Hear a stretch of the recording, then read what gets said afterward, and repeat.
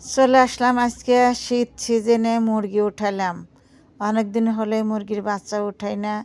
দেশি মুরগি আছে 4টা আর একটা মোরগ 5টা।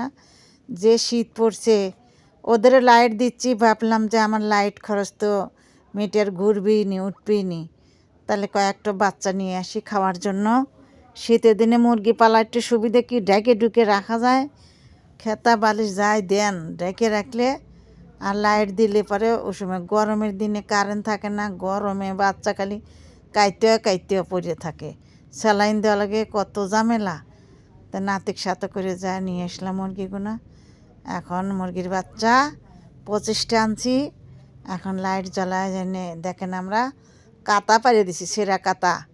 পেপার দেওয়া লাগে, পেপার দিই নি, যে পেপারও তো ঠান্ডাই, সেরা কাতা দেই 2 দিন বাদে ফাইলিয়ে দেবো না, এভাবে ফাইলে দেওয়া খাতা, ওভাবে ফাইলে দেওয়া খাতা। এখন লাইট দিয়ে দিছি, বাচ্চা দেখেন লাইটের আলো যাচ্ছে, এটা 25 পাওয়ার, বেশি পাওয়ারটা লাগিয়ে দেবো না পরে।